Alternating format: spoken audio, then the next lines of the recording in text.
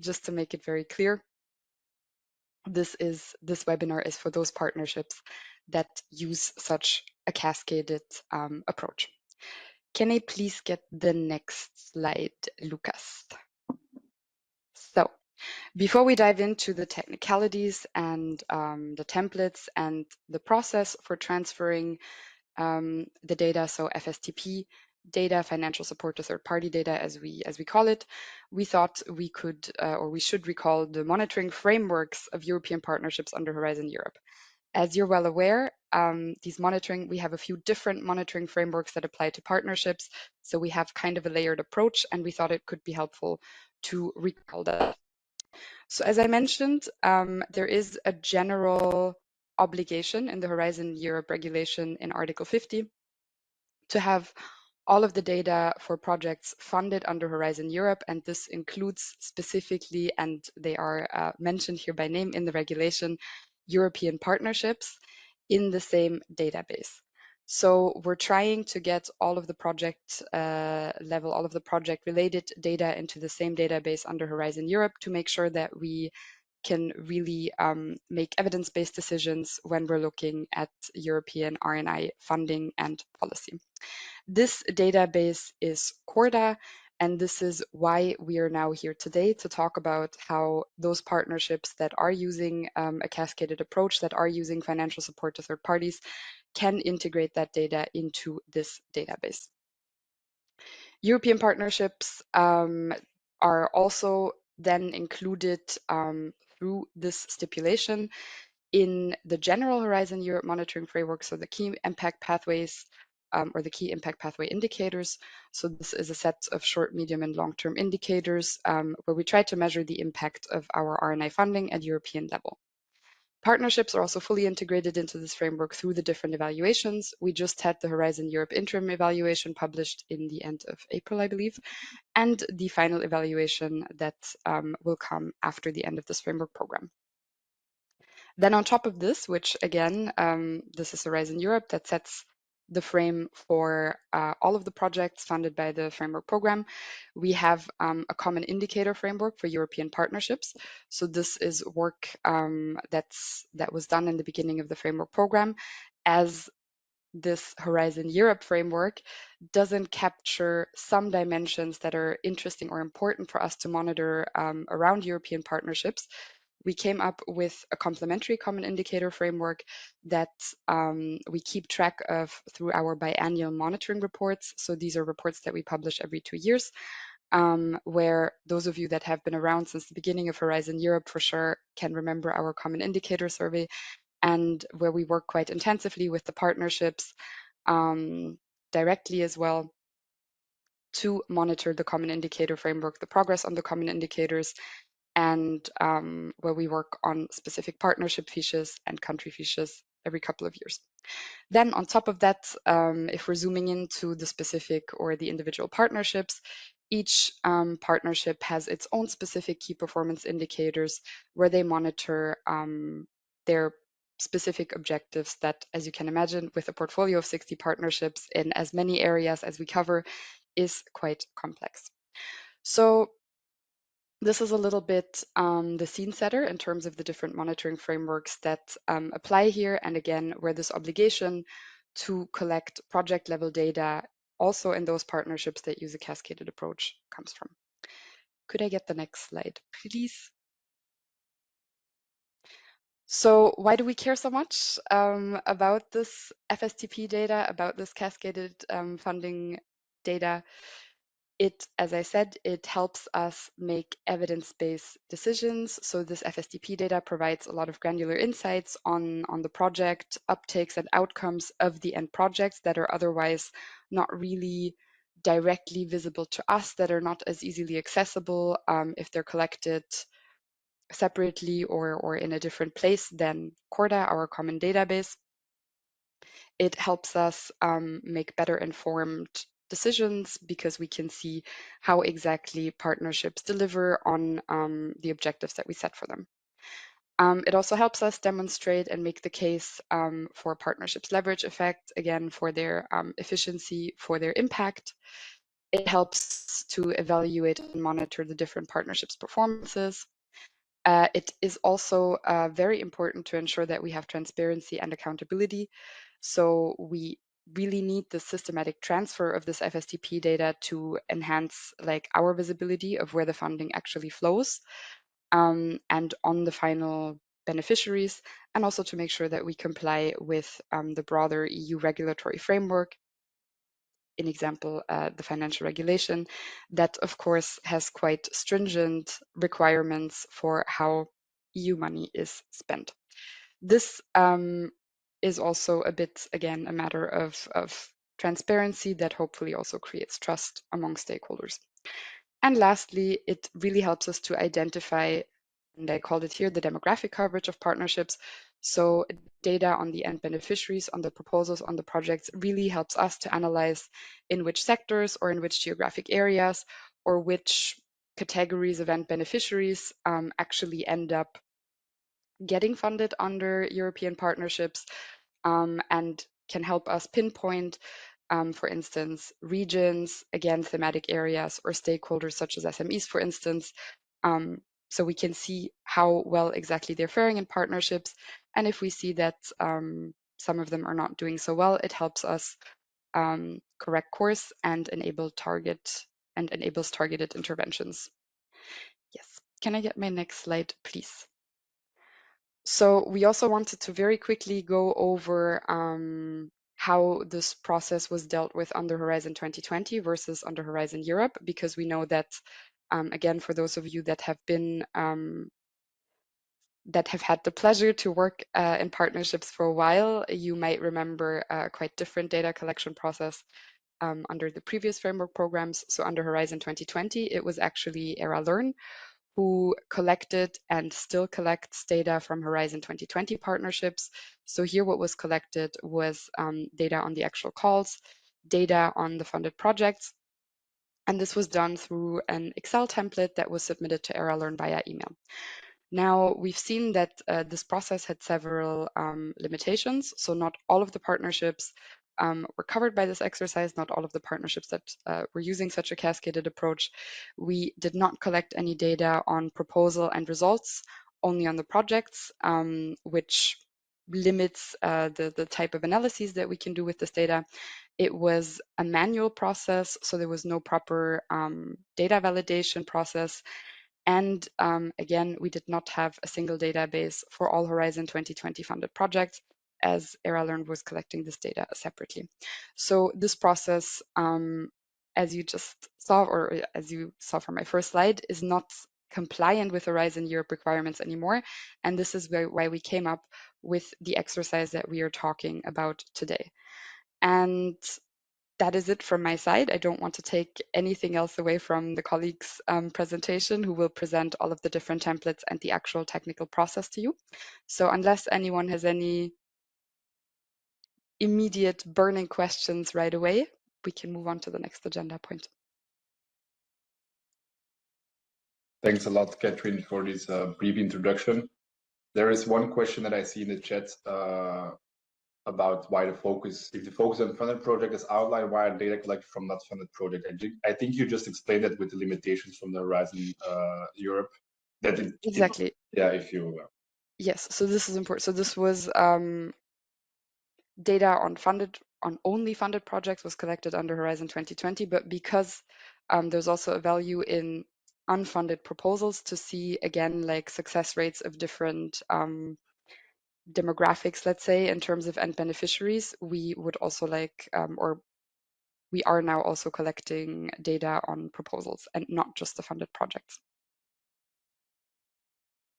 Okay. And then I see another question, whether a webinar like this will also be organized for the missions, since there are also mission projects that use FSTP. This I cannot tell you just yet. We currently have, there are projects outside of European partnerships, of course, that use FSTP, that use cascaded funding, but at the moment this exercise is limited to European partnerships. Okay, thanks a lot. Let's move on to the next point on the agenda. which will be the presentation of those 4 topics that were shared with you on the agenda. I will give the floor to our colleagues. Please let me know if you can share. I will stop sharing myself because if I understood, you have your own slides. And please let me know that works. Otherwise, I can make an additional colleague, perhaps co-host or something. Let's see. Good morning, first of all, everybody, and thank you, Lucas. I'm just trying to share. Please let me know if you're able to look at the presentation. Yes, it's just not on the. It's not big screen, so this, but we can see the. So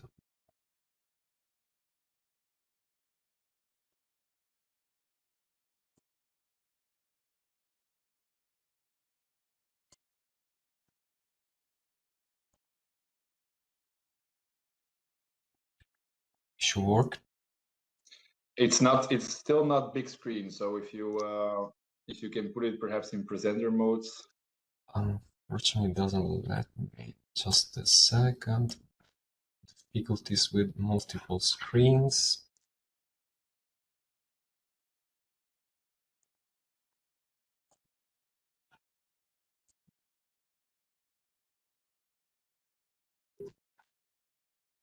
Good.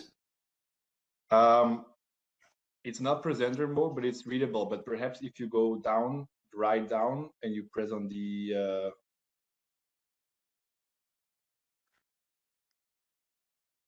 You have this. Yeah, under the European Commission logo, you have this presenter symbol, which should work.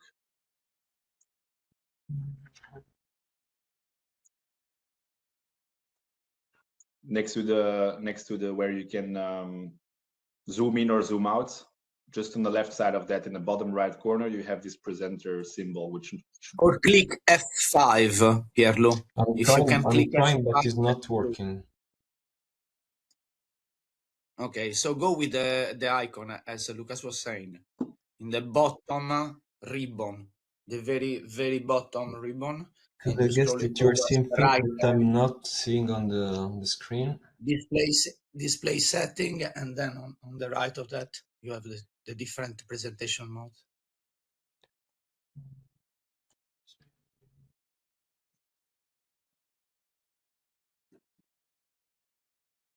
Well, it's readable anyway, so if you want to proceed like this, then that's also fine, I guess. Display setting, okay. Pierre, if the problem are the screens, disconnect the screens. Okay, I will do this way because I'm not able to, and it doesn't give me the option because it tells me that the screen is not well connected. So okay, without further ado, this way you can see the presentation no matter what, right? Yes, it's not ideal, but for now it seems like we can read what's on it. So please go ahead. Okay.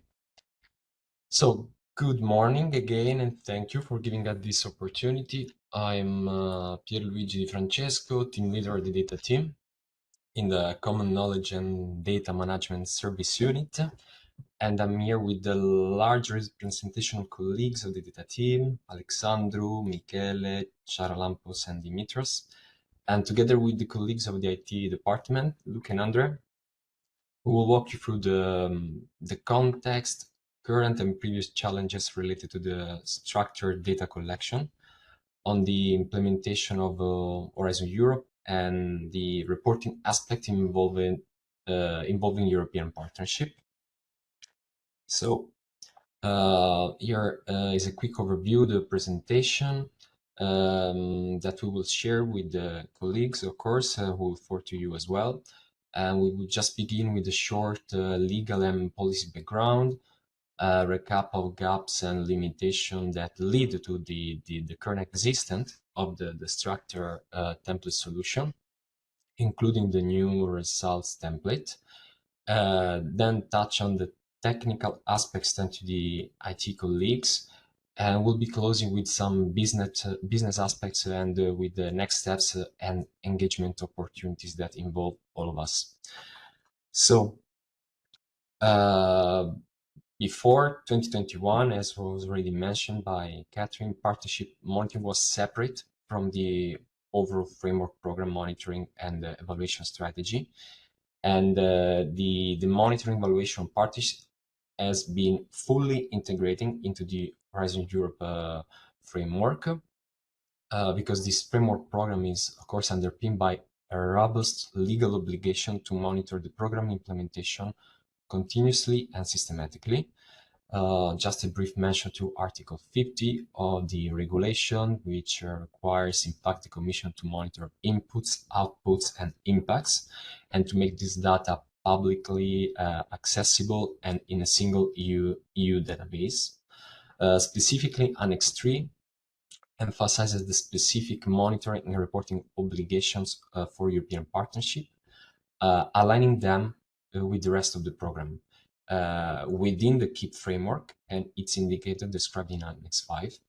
So this provision clearly aimed to ensure transparency, accountability, evidence-based decision-making, aggregated performance reporting across all instruments, including, of course, the partnership.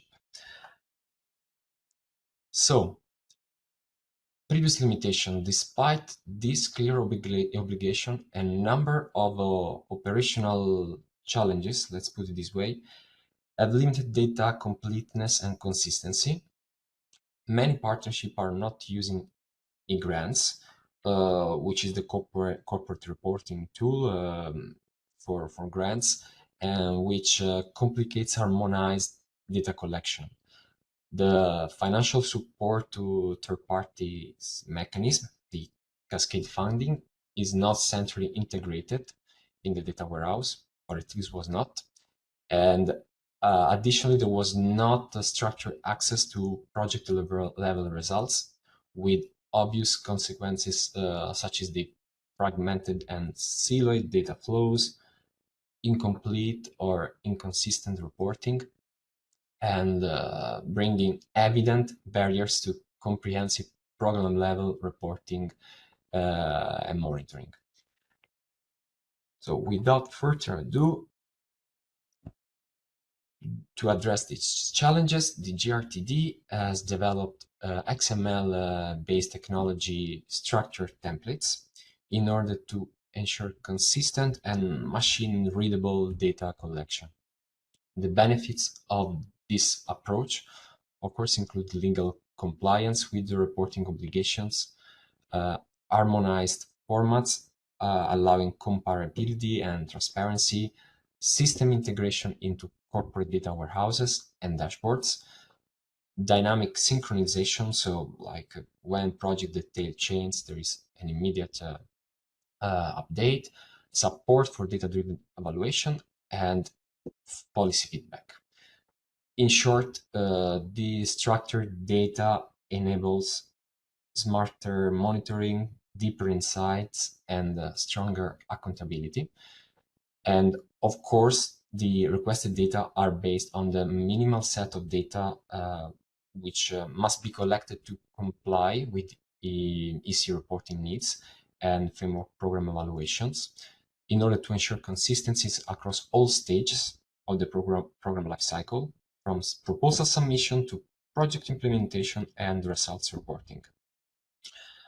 On this note, as most of you already know or should know, two structured templates are already available and already in use. They were released in September 2023, so almost 2 years ago, aligning with the key stage of the project lifecycle.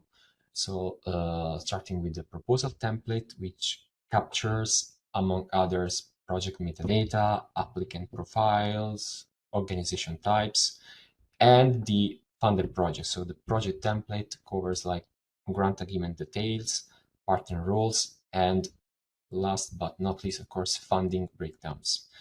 These templates, thanks to the colleagues of EuroLearn, are available on the website. You will find here when we share this presentation also the link the zip file where you can download the specific template, and also PDF guidelines and an Excel file, sort of like translation of the XSD structure behind the XML to fill in the template. While we are here, also to present the new one by popular demand, a third template is currently under development to address the blind spot in structure reporting related to project level outputs. This template will allow to collect data on publication, datasets, IPRs, communication dissemination activities as well, and the involved researchers, team profiles, so all the package in terms of outputs that a project can offer, and with, of course, consequent benefits for better assess impact of the framework program, identify policy contribution and uptake, and to monitor the innovation maturity of the outputs and the project itself, including TRL progression, and so on and so forth. Of course, this template, as the previous one, the existing one, it's fully aligned with the Horizon Europe periodic reporting template. And this year, like the screenshot shown like in the presentation, is just an example, but can give you an idea of the accompanying Excel file that you will be provided as well. In this case, it involves researchers' data, which will serve as user-friendly reference to guide in filling in the XML template. And since we are already into technical parts, I will gladly leave the floor to colleagues from the IT department. Luke and Andre will walk you through the technical aspect of the integration and submission mechanism. Thank you, Pierre. So my name is Andre Valente. I'm the head developer beside the solution that we are using today. I work in strict collaboration with Pierre's team, and my team leader is Luke Hymans. So we designed, implemented, and weekly maintain the solution working. And for us to communicate between the partnerships and the technical implementation. Pierre, my slide, please. Pierre, my slide. Thank you.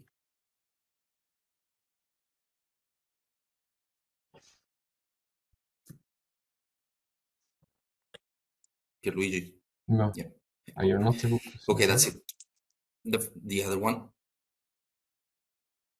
Great. Okay. So for us to communicate, these are the keywords. We are using a type of file which is called XML, which is a text-based format that allows us to transport structured data.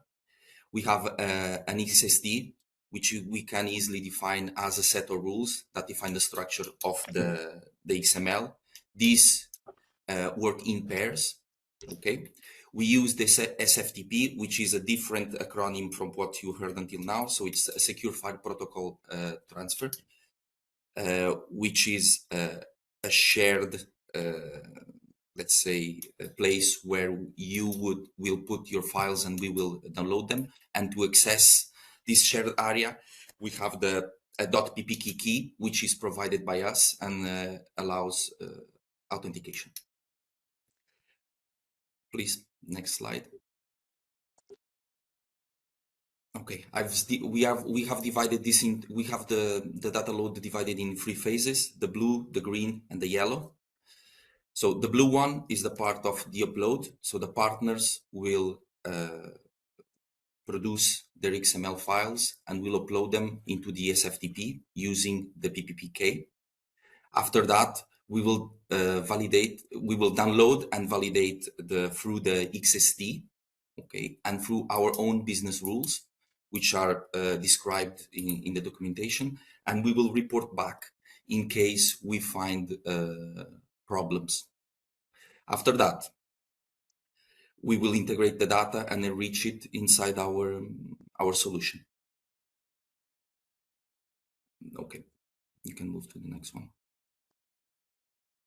The idea here is not to dive too much into the technical solution as it is. It's just to give you just an horizon of what we have.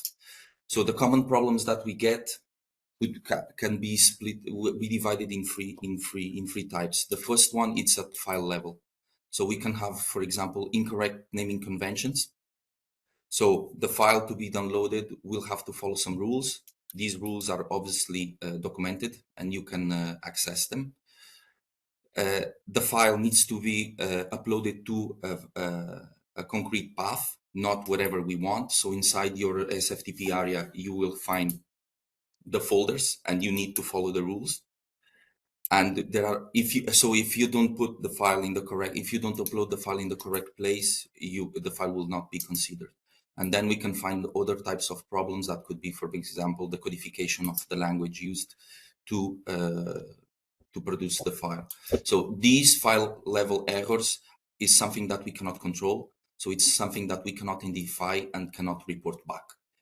Are 100% responsibility of the uploader. Then we move to the schema validations. The schema, it is actually used to validate the rules. Okay, so for example, we can have missing mandatory elements. The most common error that we have, problem that we have here, and for people that have been uploading, they know that the PIC is mandatory, for example. So when the PIC is missing, the file will be automatically fail and it will be reported back. We can have invalid data types. So we are expecting a date and we don't get it, or we are expecting a number and we have an alphanumeric inside. You can have incorrect element orders. So the file has to be structured in a certain way, or you can have incorrect value ranges. Same example, the PIC, it's a 9-digit number. If we send an 8-digit number inside that field, the XSD will fail it. These are just examples, and the XSD can be tested locally. So when you are producing the XML, the XSD is available for you, and you can test it before you even upload the file for us. Then we have another set of rules, which are the business rules. These rules, you will not be able to test them on your side, because these rules are data quality rules that we have on our side, and they are just documented. Okay, so for example, we cannot have duplicate PICs. For example, in one project, we cannot have the same different participant name with the same PIC. Another example is sending a PIC that does not exist. If the PIC may be a 9-digit number, but then it does not exist in PDM. So for us, it is a failure. Okay. Unmapped reference data, for example, country codes. It's two alphanumerics. If you send us a country code that does not exist, we will check it and we will report back. Okay. So the first file error level, it's not reported. The second one, the schema and the business rules, once the file is processed, if it is validated or not validated, you will get feedback. And the feedback, if the feedback on the error, you will have the information on the type of error and at least some indication of what was the problem with that file, so that you can fix it and you will be able to re-upload it. Okay. Very important to know, the SFTP, which is the area where you will be uploading the file and we are downloading the file from, it's not managed by us. Okay, it is a third party. It has housekeeping, which this means that if you upload a file there and the file after, for example, 90 days will be automatically deleted. This is a policy. So we don't consider this SFTP as a storage place. Okay, it is just a communication point between us. And I think that's it for me. Thank you. Any technical questions you can drop in the chat.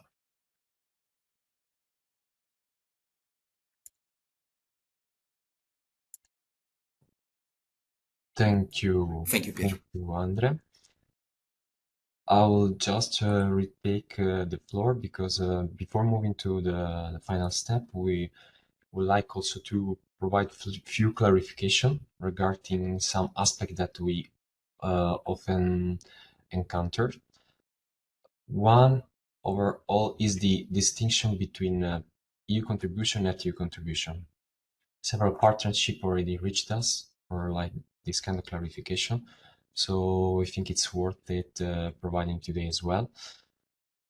Like, of course, we can be reached by email for further explanation, but we hope that these slides already gives you a good idea. Participant EU contribution is the exact amount of EU funding formally allocated to each participant directly within the grant agreement, while the net EU contribution represents a participant's share of the EU funding, minus any amounts that are forward or assigned to their linked tier parties, as per the Commission official definition. So it's crucial to understand that the participant net EU contribution is not intended for internal measure or indicators within the partnership itself, but its primary purpose is to clearly show the portion of EU funding that is actually implemented directly at the participants' own premises. Important also to clarify the beneficiary third-party relationship, because both net EU contribution and EU contribution, the contractual one, of course, are directly tied to the relationship between a beneficiary and one or more third parties, of course. The beneficiaries are the entities that sign the grant agreement with the Commission and are formally assigned with the EU contribution, while linked third parties do not sign the agreement and therefore have an official EU contribution of 0. However, clearly these third parties carry out part of the project work packages and incurring costs. So these costs are then reimbursed using a portion of the EU contribution initially assigned to their linked beneficiaries, as reflected by the participant budget and later by the financial statements.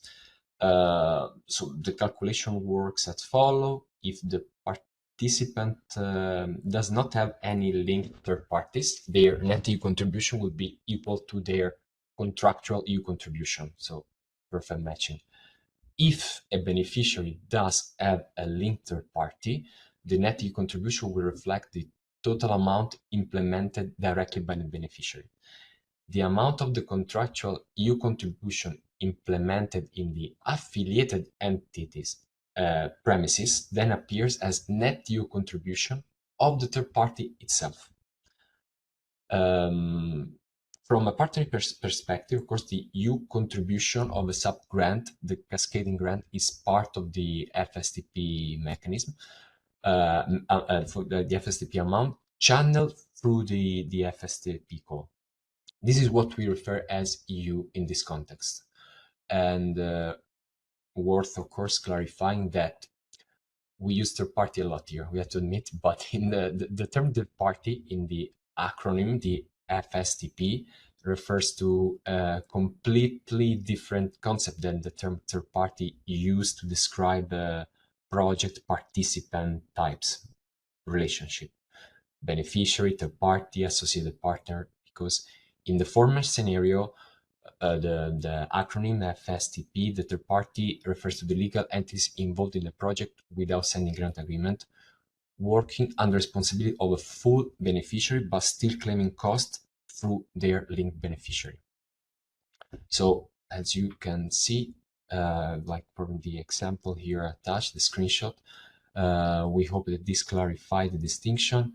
And a parallel to this concept, of course, Please note that in Ecorda, the same applies with the costs, participant total cost and participant net total cost, which also always refer to the cost structure shared between the beneficiaries and their linked third parties. And this will be our next step. So the finalization and validation of the results template is underway in order to ensure that it's fit for purpose and fully compliant with the Horizon Europe requirements. We will and we are working closely with partners to identify like any technical or procedural challenge. And this workshop today, it's also an occasion for us to collect feedback and possible input from your side to explore alignment or misalignment with the existing system. We already have in place this feedback loop and pilots in terms of testing the template in real use.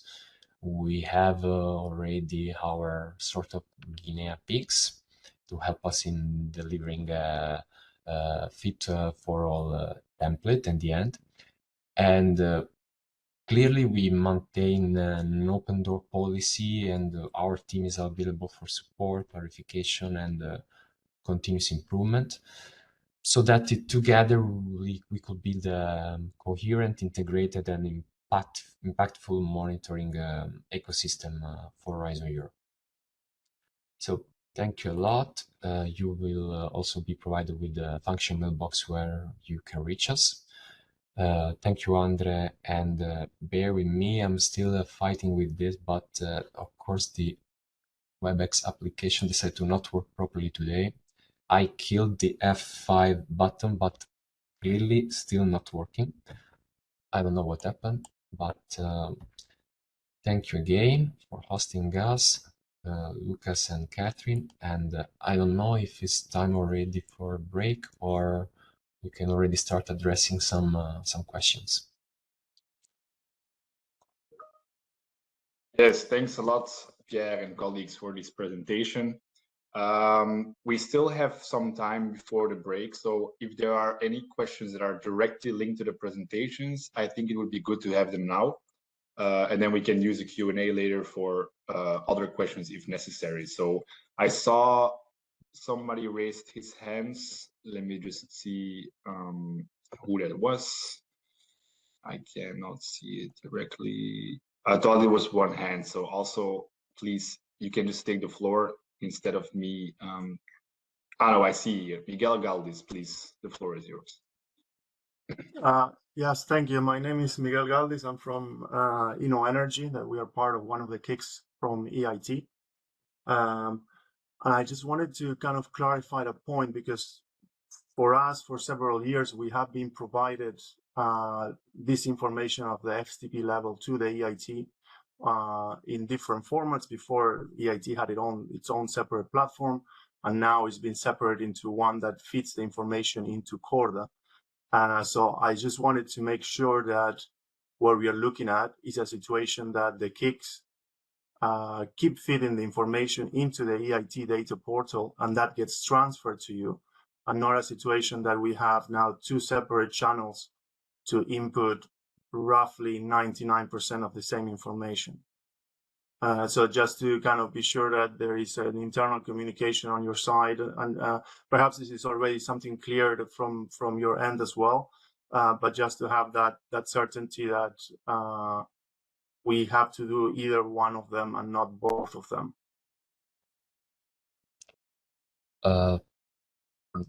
I can leave the floor to Uri Maker in terms of EIT. Just a little note from our side.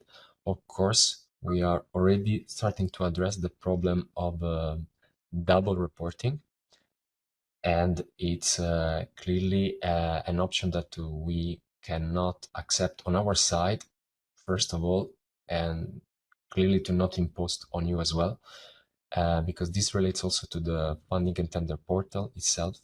So, and actually today is an occasion to collect feedback like this and difficulties that you might have, because we're already talking with and trying to assess the issue with the other colleagues from other units in order to have only one voice. Let's put it this way. In the specific case of EIT, our relationship with the parent project should avoid this kind of issue, but please, Uri, I'll leave you the floor in case you need or want to add something else. Good morning, everyone. Thanks, Pierluigi, and hello, Miguel. Yeah, I want to just confirm, and I'll talk about it a bit later during the testimonial section. That was also one of the challenges, how we want to simplify the whole approach with our partnerships. So that's why we have this tool that Miguel mentioned, and this is the plan also for the future. So the KICs will be providing the data to us as the EIT, and then we will be pushing the data to the Corda to make sure that everything is streamlined, and also that we are not duplicating the work for twice. I mean, so that's the approach, but I'll talk about it a bit more during the next section after the coffee break. Okay, thanks a lot for that answer, and we'll come back to it later then. I have another hand raised by Monica Frenzel, if I'm not mistaken, so please.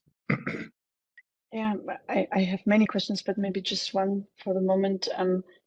The e-grants, I don't know what this is, and I'm not 100% sure if this is only, it's written the corporate reporting tool. So I don't know as I don't know about it, so maybe this is why we don't use it. So I just wonder what it is and if it could be made accessible to the partnerships. And just a question additionally, I assume that we have this additional way of reporting because we are not able to use, or there's no possibility to use somehow the the system of the Commission for calls, even for the submission, because then everything would be from the very beginning integrated into the system, right? So it was just maybe the two questions: in which way this e-grant is accessible, or I mean, why we are not using it, if you have any ideas. And then the other question is, so were there any reflections on partnerships getting access to use the EC platforms, tools, devices for the call? So instead of having this reporting that requires even technical know-how that we don't have in many partnerships. So if there is another way to do it. Yeah, thank you. So starting just with the e-grants is the it's very like a big topic, but put in a nice way, the European Commission has already like existing tools. I don't know if you are aware of Sigma, for example. I mean, there are different tools that allow to like have a direct contact with beneficiary that can insert and input their data and flow directly into the system. Now, I don't want to step on the feet of other colleagues. They are managing this relationship with end user in terms of onboarding them, because this unfortunately goes beyond our remit at the moment. So what we see is the one actually onboarded or not. This entire exercise, which dates back not a few months ago, but years ago, was specifically meant to address this issue. The fact that not all the bodies dealing with the European Commission have are onboarded in that specific system, either for technical difficulties or for other political reason. I don't know, but the existence of this template allows each partnership to insert the data, this facility, XML in this case, that flow directly into Corda. So e-grants is that universe, let's put it this way, that the access to our ocean of data. And I'm trying to read some question here. I don't know if Lucas or Catherine need to add specifically on this point regarding the... Yes, if you don't mind, I can quickly say something about that. Yeah, so we know that co-funded partnerships specifically do not use our corporate IT tools, are not integrated into the e-grant system. This is well, for better or worse, the situation that we have under Horizon Europe. We have other partnerships, different implementation types that that do use these systems. For co-program partnerships, we implement them through regular calls, so that is included. So that is basically included in how we implement the work program in terms of business as usual. Joint undertakings notably do use these platforms, but there we have a different arrangements because the partners or these partnerships also contribute to the administrative costs of these partnerships. Now, for the future, we are reflecting on how we can do this better. We have heard from several co-funds, or we have had this request from several co-funds, whether it's not possible to use basically all of the Commission's corporate tools in terms of Sigma, the funding and tenders portal, for proposal submissions, evaluations, and also administering the grants. Again, under Horizon Europe, this is not something that we're in a position to do or to change. So here we rely again, for better or worse, on the partnerships to establish their own systems. I think what we've seen now is that that is not always perhaps the best approach. It leads to quite a bit of fragmentation, and as you see, the necessity to now kind of like ex post reintegrate that data that comes out of your work. So for the future, we're reflecting on how we can do this better and how we can maybe try to offer access to these platforms and how to practically make this work for the next framework program. But for the moment, under Horizon Europe, there's no possibility to bring the co-funds more into these platforms.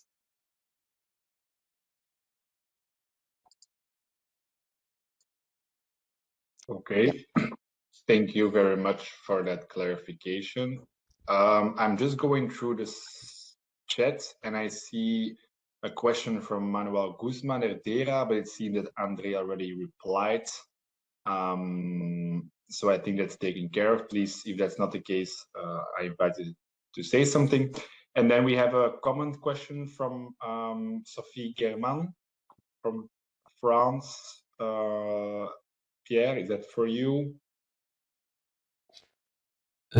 Yes.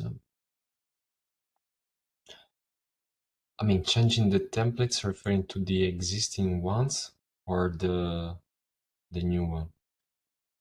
Maybe Sophie, Yes. you can take the floor and then you can clarify a bit. It's just to you have these sets of data which are for proposals for projects, and I know that a third set of data around results of the projects will come soon, and I wanted to know when it will be ready, because I heard it should have been ready like 1 or 2 years ago. So it's just to know like some partnerships, and including the one I'm following, the Biodiversa Plus partnership in Cluster 6, that we couldn't wait these data sets to implement and develop our reporting templates and our online reporting platform, meaning that now we are not flexible at all. So like if there are like any mandatory data requested within this set of data results, I'm not sure we will be able to comply with all the requests that are coming from these data sets of results. It's just to explain you the challenge that we will have to face when it will come. Okay, maybe it's a wrong assumption that I do myself, but I assume that the data that you are requesting now for the results should be in line with the normal setup of the project lifecycle. So like asking for specific outputs and publication IDs, so on and so forth, search ID. So what we are requesting the results template, it's perfectly aligned with the official and normal, let's put it way, Horizon Europe reporting. Is just a translation from the usual reporting system to this facility, in order so that you can just fill in there the fields with proper validation, as explained by Andrea from IT, that flow directly in Corda. So I wouldn't be so worried about the surprise of finding them different or difficult things, because it's we put the link there, of course, in the presentation that you will be delivered with the link to the. It's also like easy to find on Google, but just checking the official periodic reporting template with the sort of data that are asked for, and it's aligned to that. So it's if there was no problem with the project and proposal, shouldn't expect problem with that one. But this occasion is also to collect specific feedback, because we are treating some requests regarding to funding agency, multiple ones. So the template exists. The difficulty on our side was, of course, to sort of Lord of the Rings style one to rule them all template. It's difficult, but we have some sort of marginal room to adjust in a way. Otherwise, we can think about different solutions. But as soon as we are aware, we can try to discuss and brainstorm an ad hoc solution, thinking and being pretty positive of the fact that shouldn't be the case, because many fields will be optional. So we limited to the minimum the mandatory fields, that like basic things, and like the majority, almost the totality of stuff are optional. So if your specific project partnership can relate to that, good. Otherwise, like the template can flow anyway. Thanks for your answer. I'm not sure I understand all what you said, but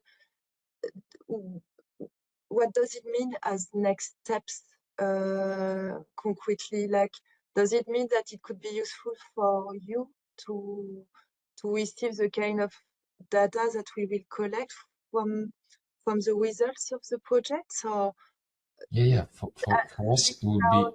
now it's like our online reporting platform is finalized, so it means that we don't have much margin in changing the requests. We already started the reporting for for our first call. So I understand that there will be like a minimal data which will be mandatory, so we should not be worried too much. But how will you proceed there as next steps? I mean, will you be like have like an ad hoc approach per partnership, or it would be impossible to have an ad hoc relation with partnership, but to be diplomatic, we should try to meet halfway. Let's say that we have one template that has to fit all the partnership environment, and in the case that each of you will have your already finalized specific template that differs, this will just simply unmanageable for us.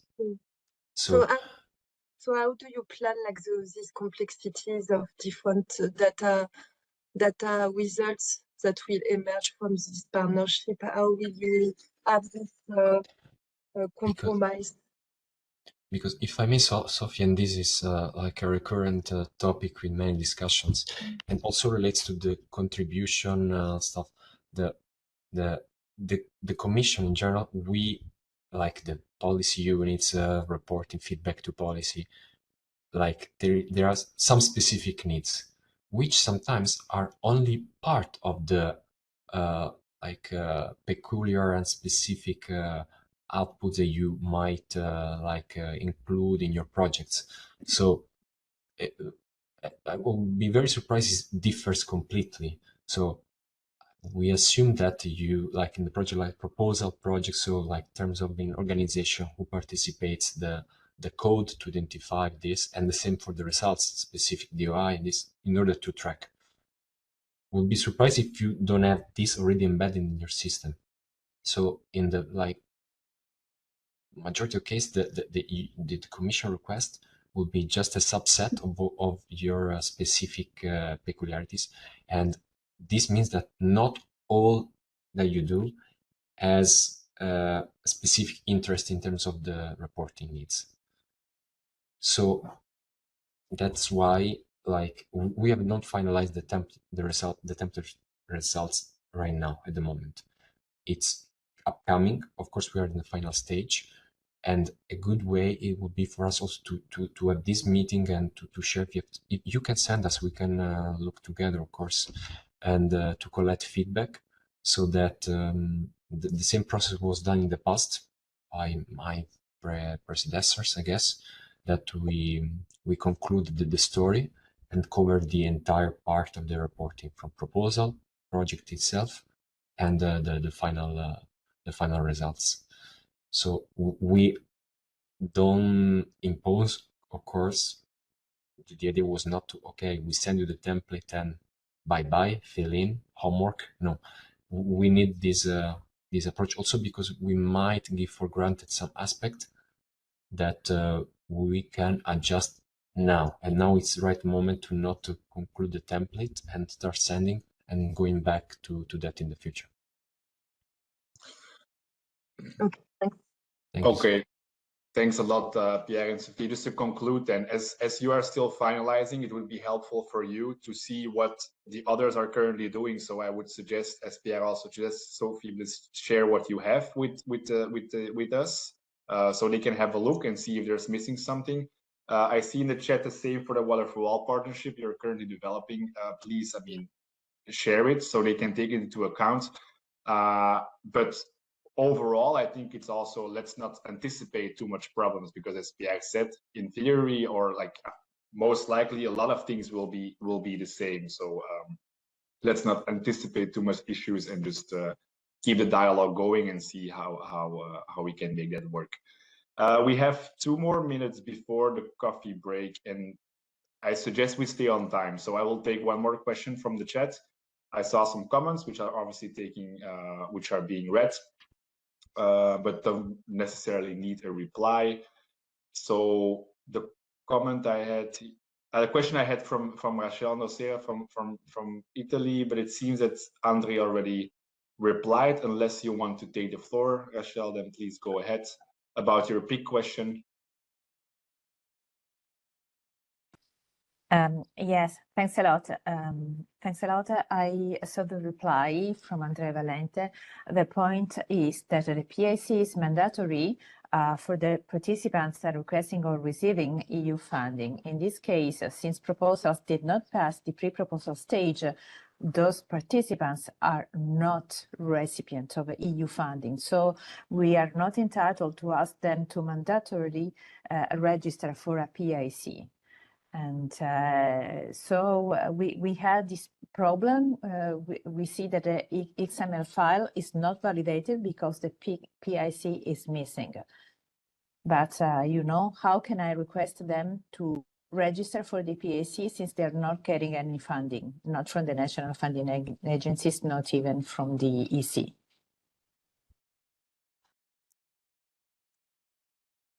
Point taken from business side. This goes direct to our notes. And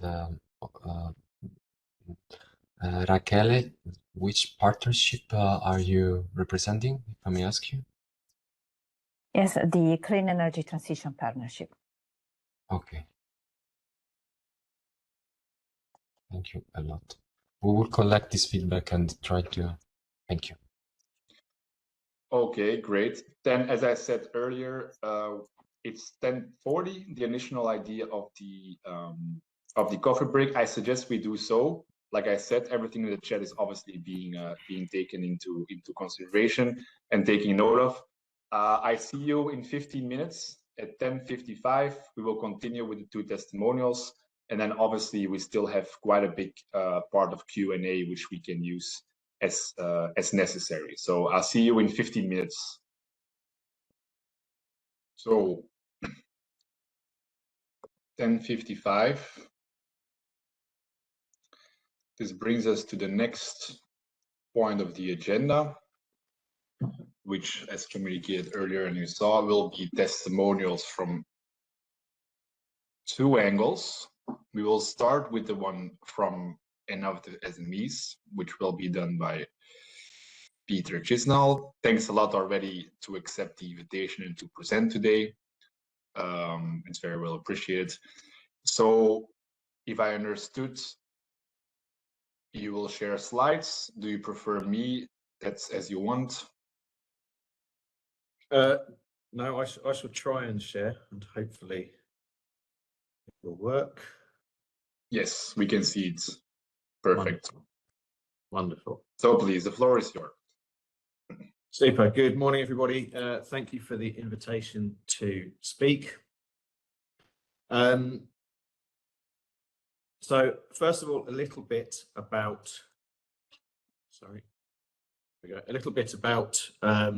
us. So this partnership is implemented by the EIT network. EIT is the largest public network for international R&D and innovation cooperation. We have around 45 countries and the European Commission as members. We've been operating for 40 years, and over that time we have funded thousands of projects and billions of euros of investment into international collaborative RD&I projects. We're a bottom-up network, so we cover all technology and market areas. Some of the things that you'll be familiar with us through are our work on 3G, 4G, 5G and 6G mobile phone standards, chip and PIN credit cards, electronic passports, various drug candidates and medical devices, including one of the world's first rapid COVID screening tests, as well as industrial, environmental and energy projects. The partnership itself is a subset of our network. It includes 41 funding agencies from 37 Eureka countries, including the European members, Horizon Europe associate members, but also international partners such as Canada, South Africa, Singapore, and South Korea. The Secretariat in Brussels has a coordination role, and the programs under the partnership include Eurostars and Innerwide, but also we have various accompanying measures, including a fast track to the EIC Accelerator and an investment readiness program. For the data transfer itself, there are two elements that we focus on. These are both co-funded under the EU partnership, and that includes Eurostars 3 and Innerwide. So Eurostars 3 is a program for SMEs that wish to collaborate internationally. It's a multi-beneficiary program aimed at creating products, processes, and services. It includes 1 billion euros of public funding, of which 250 million euros is the co-funding from the European Union. It's multi-beneficiary and multi-country, and that has caused a little bit of difficulty with regards to this data transfer. It's implemented via an internally designed and developed platform from 2019, the development phase of that platform, and it's cascading funding, where the funding to the SMEs who undertake the work is done by the National Funding Agency or the ministry in each of the countries.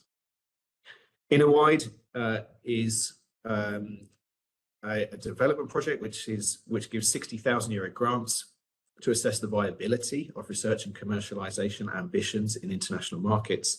It's a mono-beneficiary program implemented through a SaaS solution. The funding body in this case is the Secretariat, so it's centralized funding, and that has been active since 2021.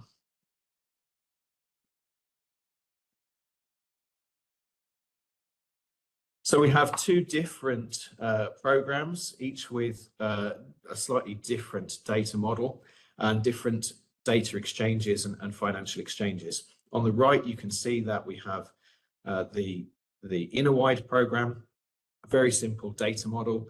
Data is collected by the coordinator, the secretariat, directly from the beneficiaries, and the funding is also distributed directly from the secretariat to the beneficiaries. Eurostar's on the left, significantly more complicated. The different ministries and funding agencies act as intermediaries for the funding of the SMEs involved, although a lot of the data is collected centrally by the coordinator. For instance, when the projects apply, they send their applications directly to the coordinator, although all of the declarations of funding and the actual expenditures, this goes via the public funding agencies. So you can see that there is data transfer between each of those three parties in a kind of circular motion. The EC deals with us as the coordinator, and then we transfer some of those obligations onto the different NFPs in the public funding. Some of the challenges that we have faced, I think many of these have been mentioned in the chat already. So challenge one was really identifying the missing data and the relevant data. So we conducted an initial review and analysis of the XSD data transfer template, and we noted that a lot of the field definitions and expected content were sometimes unclear or a little bit ambiguous. An example that, I'll be honest, we're still dealing with were instances such as EU net contribution. The guidance notes in the templates themselves talk about the EU net contribution being, as a requirement, the same value as the grant agreement. So the sum of the net contributions has to add up to the value of the grant agreement. This is not technically possible within our partnership because from the EU contribution, we take out administration and evaluation costs. So these two numbers cannot actually equal each other. Some clarification has been provided. Pierluigi went through some of the slides earlier. We're still interpreting this as to how we might attribute each of the different entities within our co-fund structure to these different levels, whether they're beneficiaries or third parties or linked beneficiaries, but it is quite a complex task to do. Other pieces of data in our context were somewhat meaningless or not really understood for what they were. Order number is one. It just seems to be an arbitrary field of what is the order of the participants in your project. And it seems to have no standardization. It can be whatever you want it to be. One of the most significant problems, of course, that we had was that because we started the co-fund very early, the first calls went live in 2021. The design of our internal platform and indeed the design of the requirements for the SaaS platform as well was started many years in advance.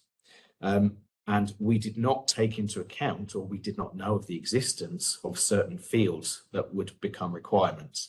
So we did not collect PIC numbers. We had no reference points for latitude and longitude. The fixed keyword structure was not something that we had visibility on. And we had some free text for some free keywords, but it wasn't in a semi-structured way that I think the Commission was necessarily looking for. Further, there was the relevance of some of the fields. In the very early versions of the templates, most of the fields were mandatory, even though they might not apply to certain co-funds. So for instance, there was an entire section on EIT data points that was obligatory for all partnerships, even though they weren't part of the EIT. Now, we resolved a lot of these just through simple and very lengthy and ongoing discussions with the Commission, and I think I have to thank them for all of these exchanges. It's really allowed us to make progress. But I think there were significant barriers at the start of this project. We had particular difficulties as well with some of the specific issues came to our co-fund. For instance, I mentioned earlier that we're an international partnership. So we have international partners which don't necessarily have the same data points. South Korean companies do not necessarily have VAT numbers. So it's very difficult to collect something that doesn't exist. And German universities don't have legal registration numbers. It took a long time to establish the fact that non-applicable is an accepted data point that you can submit. But again, that was very unclear at the start and took many, many exchanges to resolve.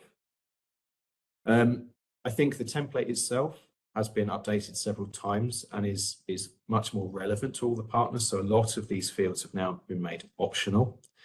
And I think that has brought a general coherence with a lot of the work that we are doing in particular, but still there are some sticking points that we're still struggling with and we hope to resolve soon.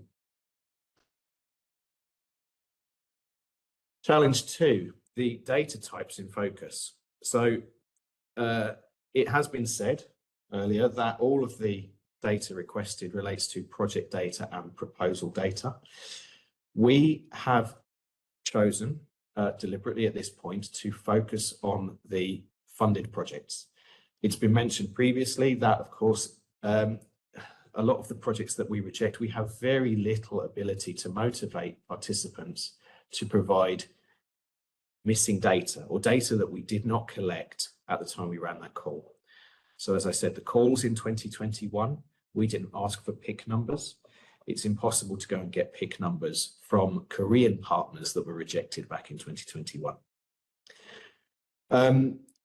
So our focus has been very much on the data from approved projects. We have engaged in extensive data collection methods to try and fill the gaps.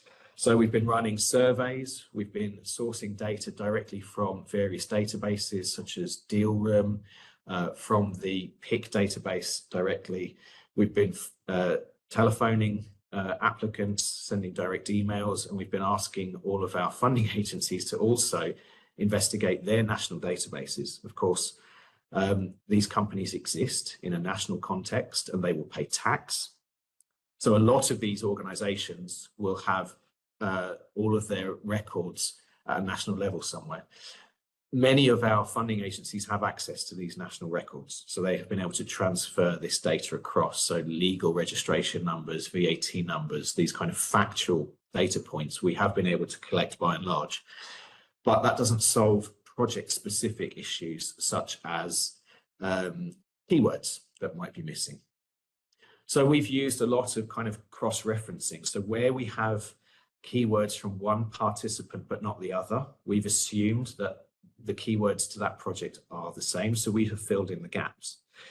Where we have seen a participant apply into another EU funding program and they have a PIC registration, we've gone and sourced that and we've tried to plug the gaps where we can. This has been very resource intensive.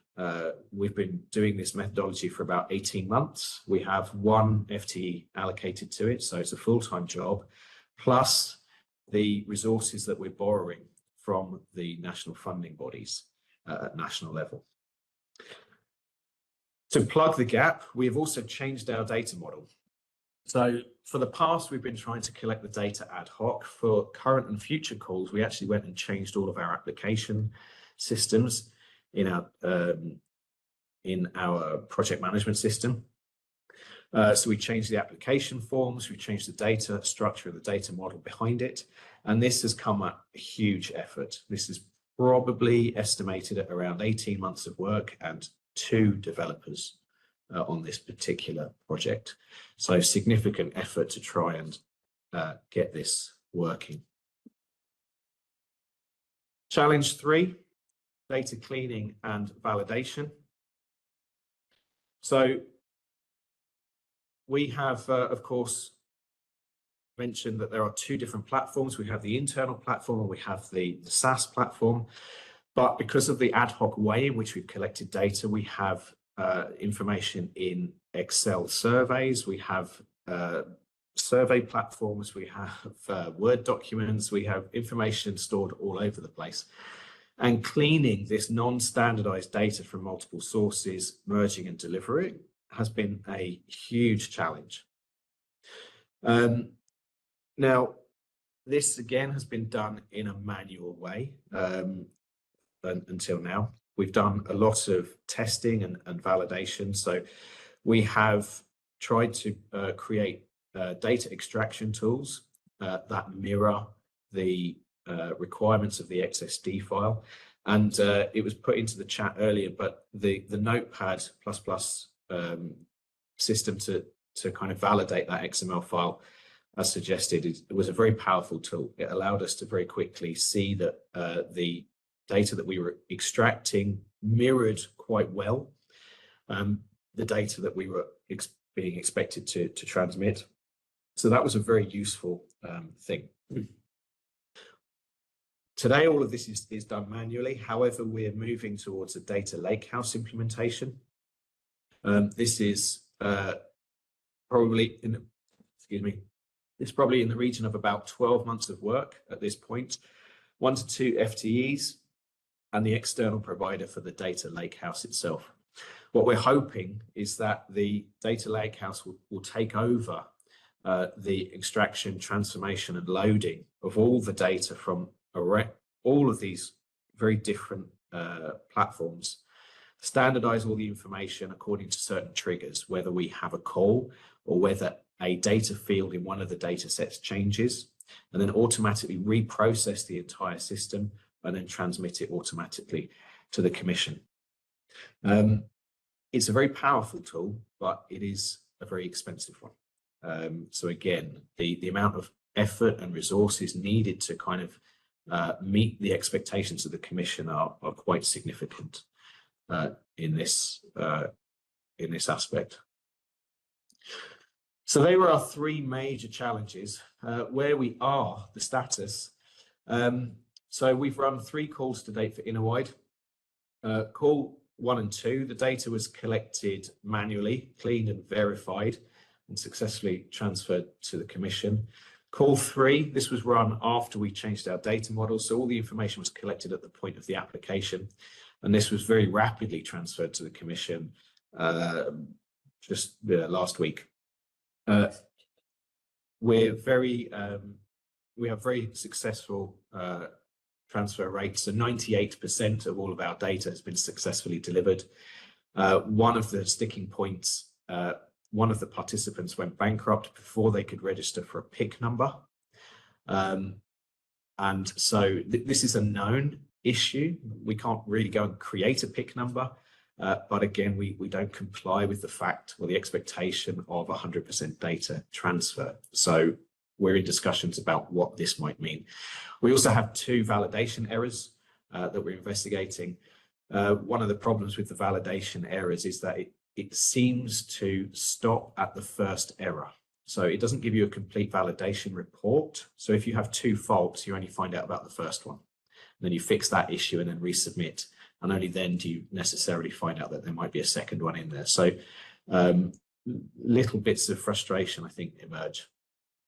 An ongoing challenge with this information is that although we have successfully transferred it and it has been validated, it's not visible in any of the commission platforms.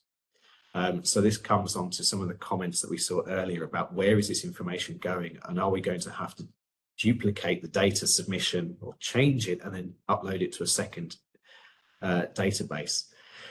We've spoken to our executive agency about this, which is EASMA, and they've said that they will work with commission services to see if there could be something done at their end so that we don't have to duplicate all of that work. For Eurostars, the fact that it's multi-beneficiary has created more problems, particularly around the identification of the level of those beneficiaries. Are they beneficiaries, or are they linked beneficiaries, or third parties or linked third parties? So we're still investigating this, but we have got from a situation of 45 problems down to 2 problems. So I'm very hopeful that these 2 outstanding issues will be resolved quite quickly, and then we'll be able to move that data transfer rate from 0 to about 80%, because that's our current data collection rate when we look at all of the data that we've been able to manually collect that was missing at the start. So having 100% data transfer seems unlikely. It's still our ambition, of course, but I think there will be a realization that there is just some data from the past, missing PIC numbers, that we just cannot obtain. So our current challenge is, the current template doesn't support multiple national funding bodies. There's a point in the cascading of roles and responsibilities where for a project there has to be a leading funding agency, and we're slightly concerned that this might incorrectly attribute all of the €1 million investments that each of our funding agencies have made. So we're still trying to explore how the data transfer will be seen in the actual statistics that are produced to make sure that we don't incorrectly allocate France's huge investments to the Netherlands or vice versa. As I said, the terminology differences and then the financial fields, but they're very much linked to challenge 1, because once we know how to accurately interpret the beneficiaries and where to put them, then adding the financial fields becomes very quick to do afterwards. So of course, we'd like to thank the team at our DG RTD, the data team specifically. We've had some excellent conversations over the last years about this, and we're very much looking forward to continuing to work with them to kind of fix the last remaining solutions and get this project solved. We have also been contacted by a couple of other partnerships about how we've managed these systems and what we've done to solve some of our problems. And of course, we're very happy to have exchanges with anybody directly to talk about some of the challenges and offer ideas about how they might be resolved. So thank you. Thanks a lot, Peter, for the presentation. And obviously also thanks a lot for acknowledging the ongoing cooperation and the efforts from all sides. So without any specific question, well, we have one in the chat. So maybe, Peter, if you don't mind answering that one. Yeah, so how do we collect data manually? A lot of it was survey tools. So we use a system called Qualtrics, but you could use Google Forms or SurveyMonkey, and a lot of it is identifying who the participants that you're missing information and just endlessly sending them data requests. See if you can get them to fill out the form. Obviously, if you have a contract with them, they're more likely to fill out the form. But a lot of people are actually very willing to support the work that we're doing. Even the people who have been rejected and haven't had their project selected for funding, they might come back to you in the future with more funding requests. So a surprising number are actually rather positive about the requests that we've asked for them. The data extraction rather depends on the survey tool you use, but we have very skilled people internally who can program in R or Python to make sure that whatever data we receive can be standardized and then put into some sort of centralized processing tool so that they meet the standards of the XML.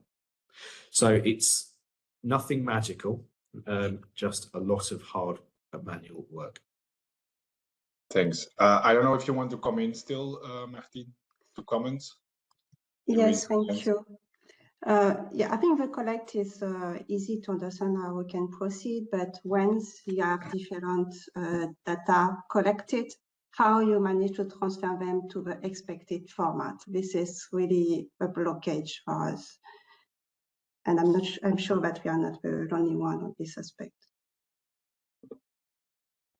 Yeah, I think a lot of it comes down to the expertise that we have in-house about how to manipulate data and make sure that you're accurately transforming it into the right status. A lot of it is about being very strict on your data governance principles. So a lot of this can be encoded into some clever scripts. So you run your data collection through Python or R, so that you always make sure that your data formats are always in the correct format, and if they're not, then it provides you with warnings. So a lot of it is about having people in-house who understand the problems that data can bring, and creatively working solutions to try and get to the outcome. Again, I think it's nothing magical. It's a lot of hard work from a lot of skilled people who understand XMLs and kind of structuring formats, and using tags, and can they code in various languages to overcome various problems. So if you have the ability to leverage those kind of skills, I think you'll do well. However, if you don't, this can become a problem, and this can become a blocker. So actually, it's no longer just a technical problem of sending data. It's a resourcing problem that you need to go and kind of get specialist help. And that may be more complex than was originally intended by the Commission services, that to actually successfully comply with these requirements, you have to go and get specialized resources. Yeah, this is the point, and you mentioned that it was really huge FTE for you. So I wonder if one tool cannot be made at the central level, but could be used for everyone and not spend so many resources, because we really, if we add all the partnership and all these resources, that's a lot of money at the end. It may well be, but of course, I think a lot of the partnerships, and ours in particular, we're in Pillar 3, so we're in many ways we're quite different to some of the other partnerships, and I think a lot of the problems will be unique. The problems that you might face in your data, although they are inherently a data problem, it's a different problem.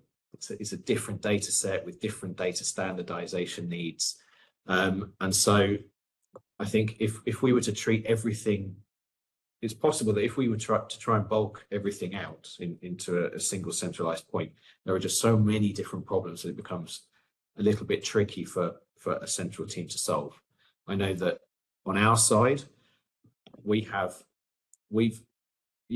slides say around 3 FTEs to overcome all of our very specific problems. So if we also had to allocate resources to fix other people's problems as well, you might see that inflate a bit. But it's been a difficult journey.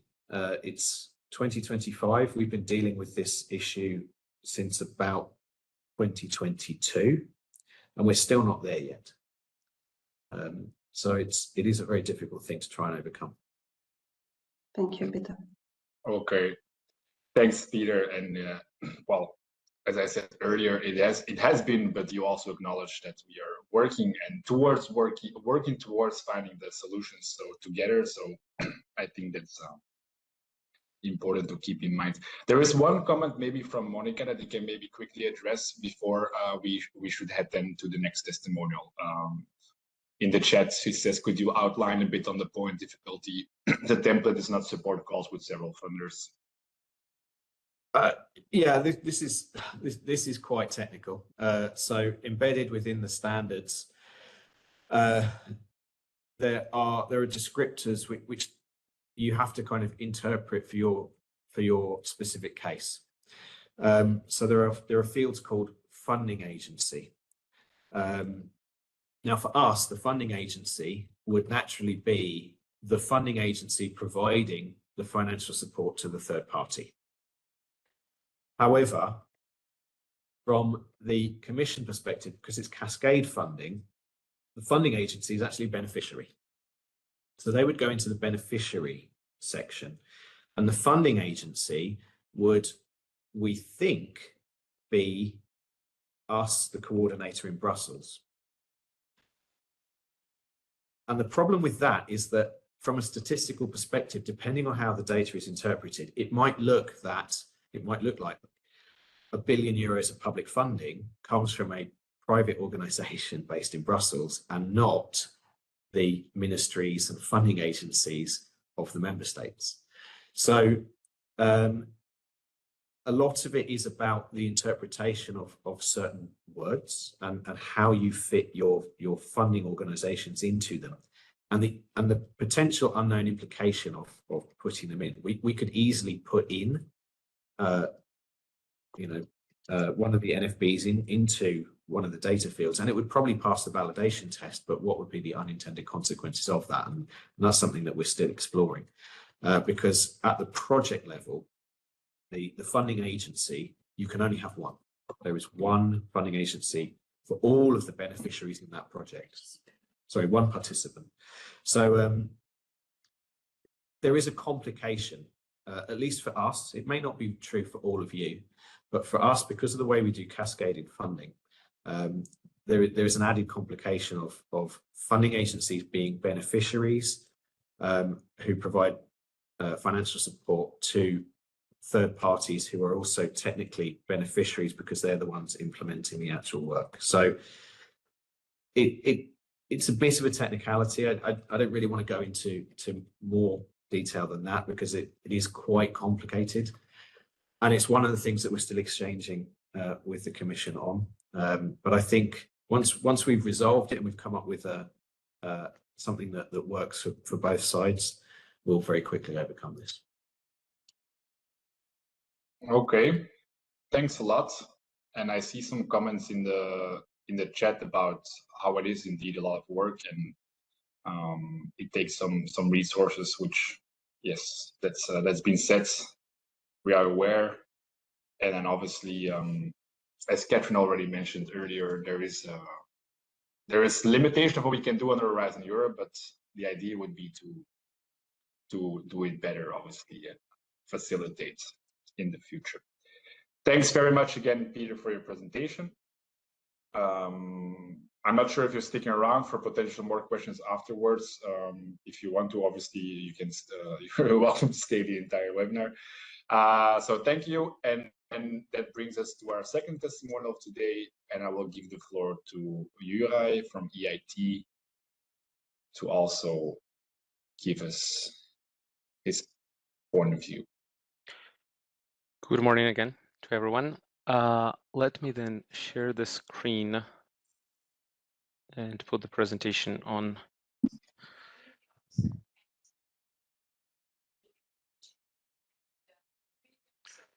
Okay, I hope everyone can see it well now. Yes, it's not full screen. Yes, is it now? Yeah. Okay, yeah. Perfect. That's great. Well, thanks again.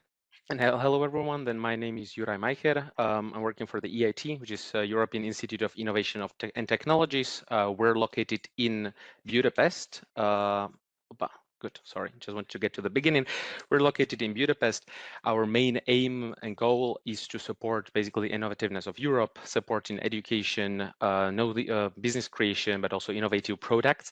But what is more interesting is maybe the way we operate, because as an EIT, we are an EU agency.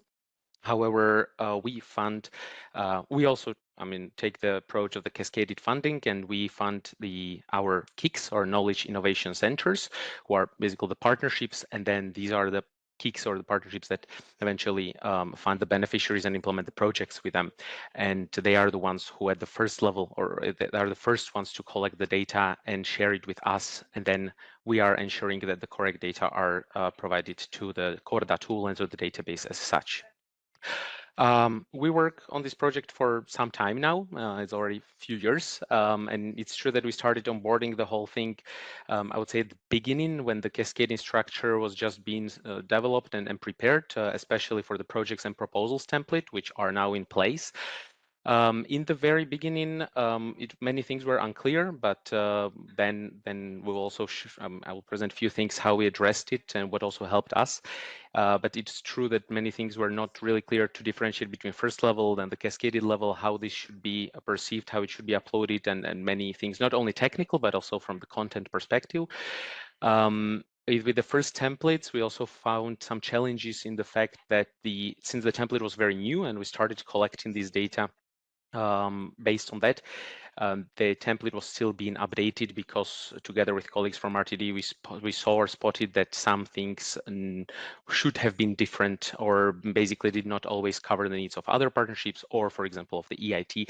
So there were also quite frequent updates of the template, which also made the work in the very beginning more difficult or challenging. And currently, the two templates are, I would say, rather settled, so it's getting smooth. And there is a third one which should be finalized with the project results. So there we hope that we continue this close cooperation to make sure it's as bulletproof from the beginning, so we don't face the frequent changes as such. But to the overall thing, the main challenges that we faced are especially, in the first place, the expectation.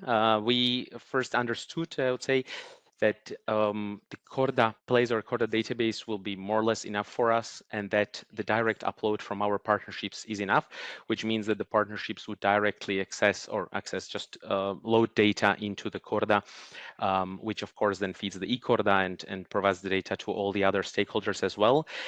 This is one thing which we realized quite early after that it's not really the case, because we would need some additional fields, some additional data sets, which cannot be collected in the Corda, especially for the reason that it's really EIT-specific data sets, like financial sustainability data or data on the education programs that we are implementing, and so on. So the templates which are there have to, of course, cover the needs of all the other partnerships and collect the harmonized set of data. So this is something where we needed still to find a way how we can collect any additional things.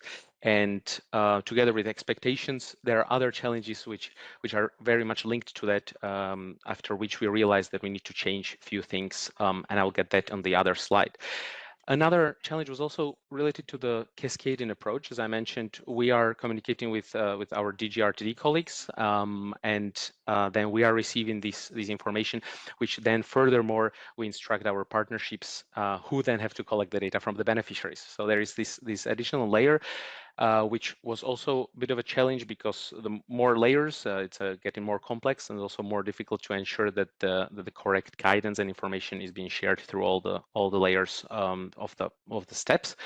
And this is something where we really had to find a bit different approach. But I think we managed now, and a lot to many of these things, it also helped us to create our own tool, which I'll talk about a bit more at the next slide. Related to this was this instruction to the partnerships, especially for in the very beginning. Now it's getting clear. I think Pierluigi also mentioned it before, but there are some definitions which were very new for us, like, for example, this net EU contribution versus EU contribution. It was not always very clear to understand, not only for us, but also for our partnerships. And then you can imagine, if we have to explain something that we don't understand ourselves, we had to, really communicate a lot with the DG RTD, which after some meetings helped, and we got the gist, but the kind of missing guidance of the documents of these definitions was a challenge in the beginning. The same was, for example, the case of beneficiaries versus third-party relationship, the type of the partners, and also the fact whether these data at the cascading level should be seen, or the values which are uploaded there should be seen from the cascaded perspective or the first level perspective, because that's something that affects the terminology of the entities which are there uploaded. Another unclarity was also whether, when it comes to the financial values at the time, if we should be uploading the committed values or the actual spent values for the projects that are ongoing and periodically reported. So these were all the things which in the beginning were unclear also to us, and where we struggled a bit with understanding ourselves, then also informing the partnerships to define the individual fields and to prepare some kind of guidance of what exactly has to be filled in for individual points. There were, for example, also some fields which are, I would say, more of a technical nature, and they are needed for the database. However, for us who are providing the data, it was something that we had to fill it in, but not always understood why it has to be there, like the order number, for example, which then also caused us a bit of a headache with the duplication of entities. And this is also something that we talked about with our colleagues.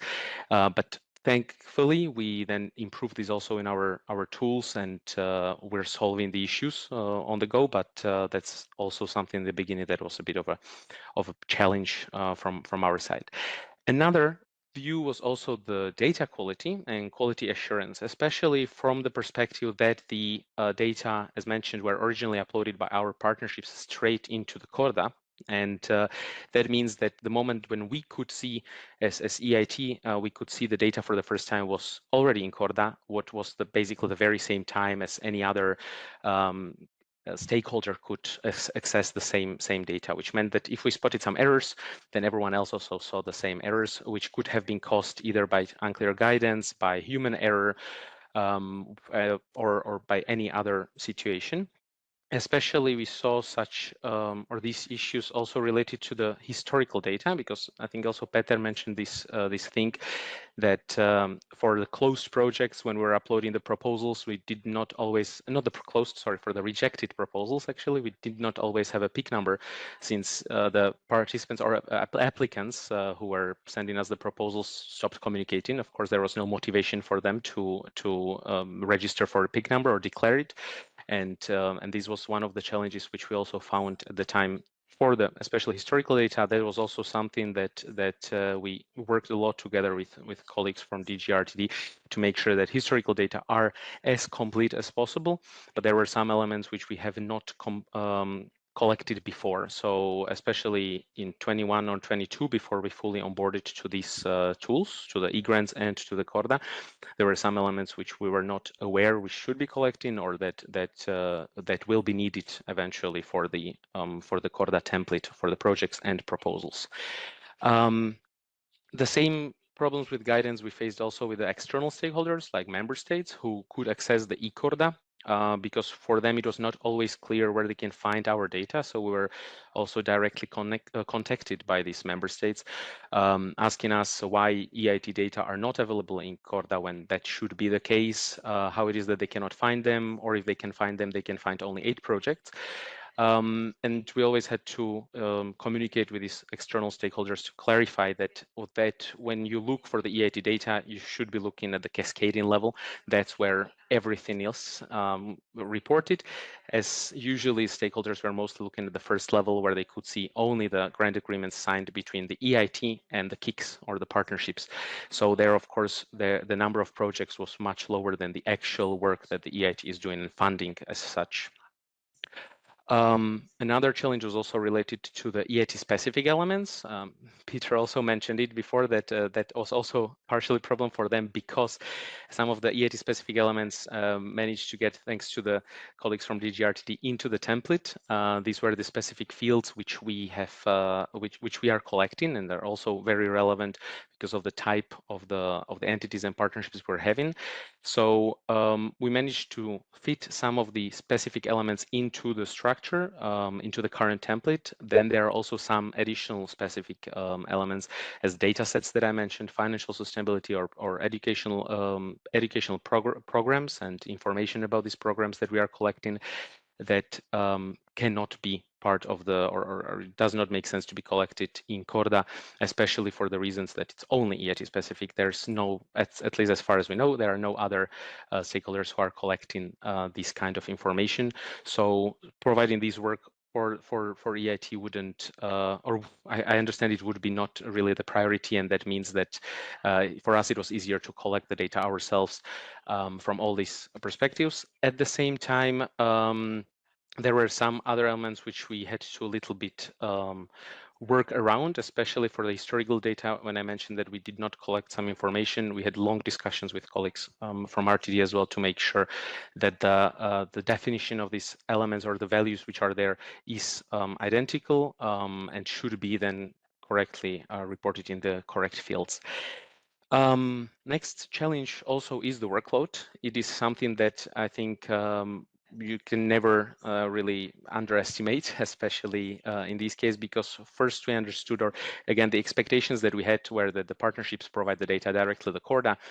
We will be checking this. We make sure that the data are there. However, then with the challenges that we see, that also Peter talked about and that I mentioned, we realized that the workload is a bit higher than really expected. And really we had to, not only myself who's working on it basically full time, but also we had to include some other colleagues to support the whole process, and also the project officers who are checking on the data before they are provided into the Corda. And also, last but very significant challenge from us was the change of existing tools and processes that we had in place, because also the partnerships had their own IT solutions in place, the ways for collecting the data from the beneficiaries, from the participants, the type of data that they were collecting, the way of collecting. And as we worked before together, all the data previously were extracted from their own tools in the Excel format, for example, and uploaded into our own internal tool, especially in H2020. That was our way of cooperating, and the way worked well. Since we started onboarding the tool, we had to change these processes. So also, for example, instead of Excel, we're asking the partnerships to provide this in the XML format, which again costs extra workload on their side to amend their tools in the way that the XML format can be extracted and provided.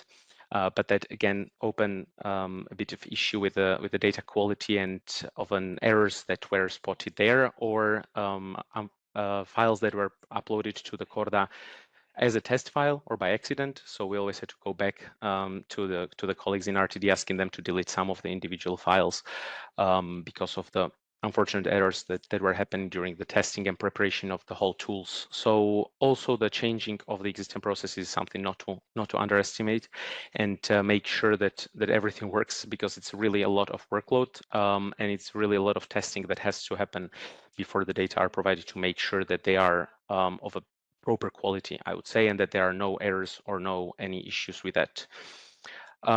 Especially one issue there or linked to this was also the fact that the validation rules, which also Andre mentioned today, they are in place for Corda, but some cannot be in place because they are EIT specific fields. So for this, we had to ensure, or we needed the stronger validation rules to make sure that some EIT specific fields are not left blank for our partnerships.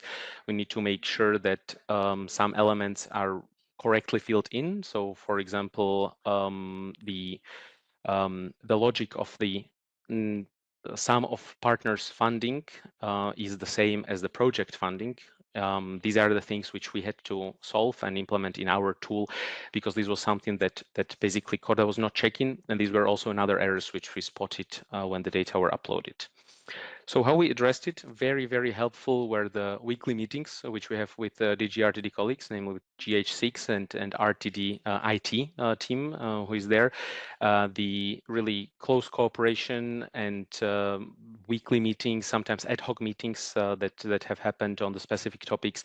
This was really of a great help, because without that, I would say the work will be much more difficult and also much more time consuming.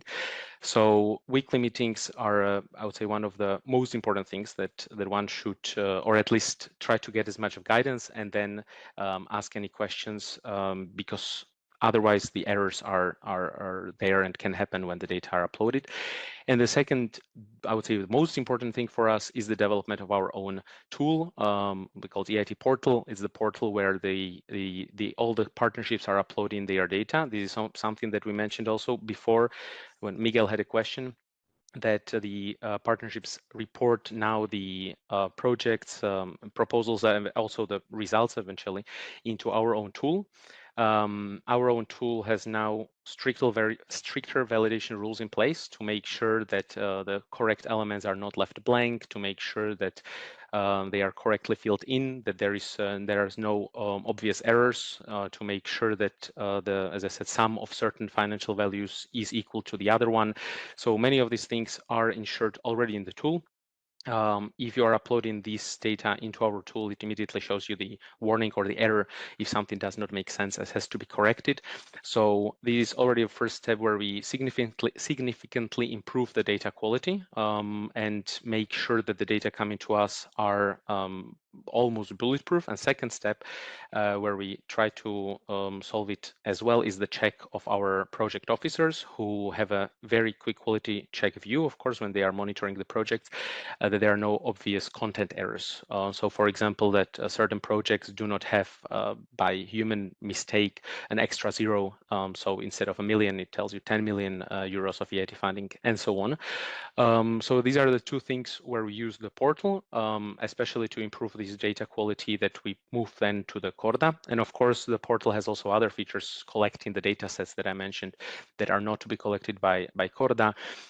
We have also linked it to the Power BI and to the Fabric, where we create our own then reports and visuals as needed for us. And also it supports the document upload and validation of the projects, of the KPIs, and of other data which the partnerships are uploading to us.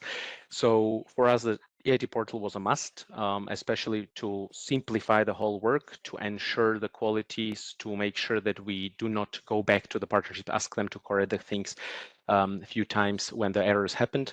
So another thing is really some IT solution that is very, very helpful and would be needed either when creating the XML files, but also for the clarification of the data quality which is there.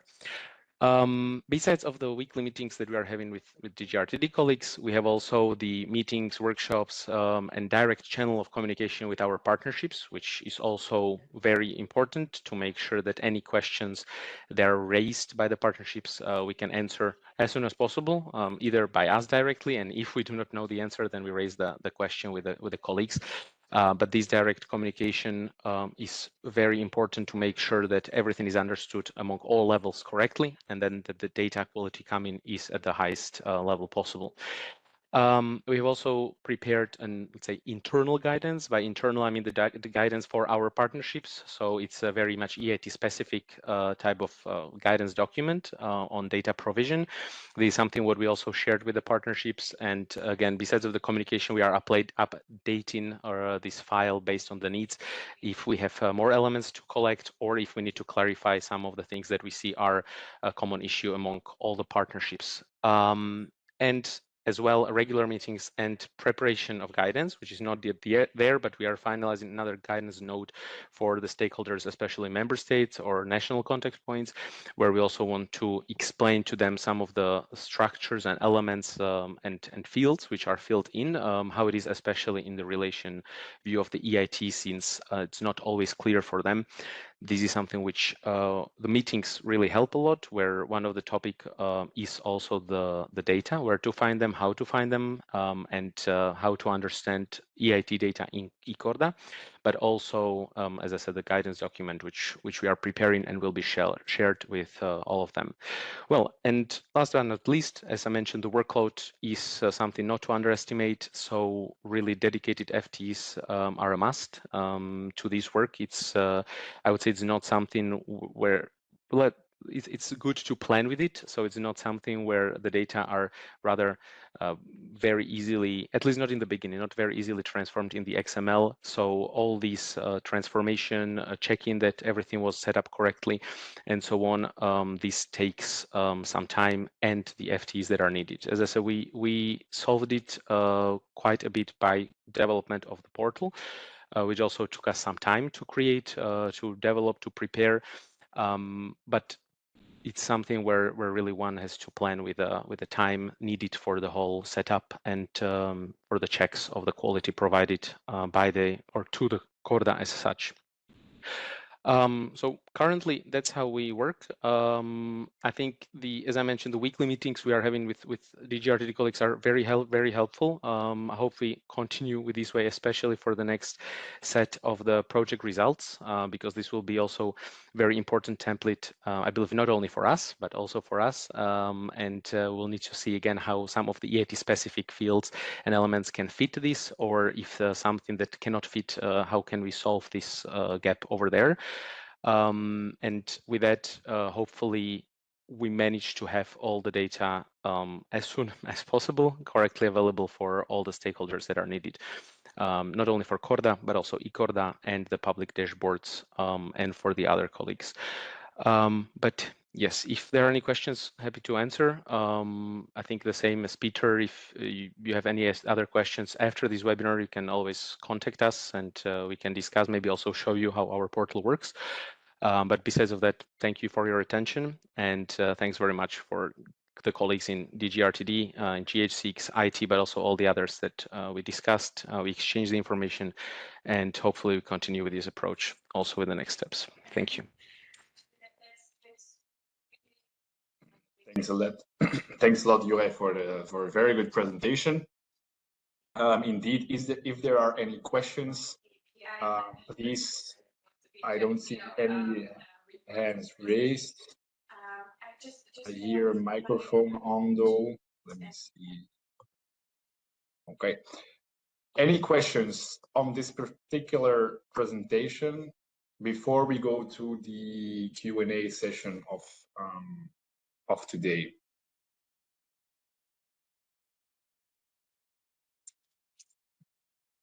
No hands. Okay. Good. Then thanks a lot again, Jure, for the presentation. Thanks also for the invitation of others asking you questions or information if needed. It's always helpful.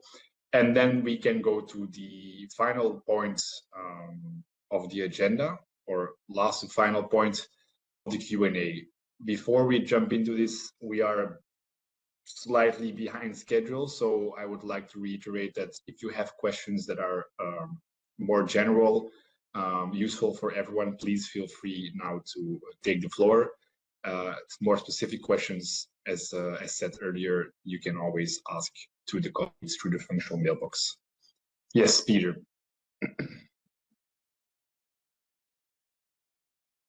Hi. So at the start of the meeting, there was the introduction of the idea of the monitoring framework and the impact and the outcome aspect. Do you know when the data standards for this will be available for us to look at and perhaps even comment on and kind of have a bit of an exchange? Obviously, one of the challenges that we've seen with collecting the project information is that a lot of the platforms were already pre-developed, so we had to go and change things after the fact. We might be in danger of approaching that point already for some of the running projects, but yeah, do you have any visibility on when this particular aspect will be available to us? Thanks for the question. I don't know if there's a colleague from GH6.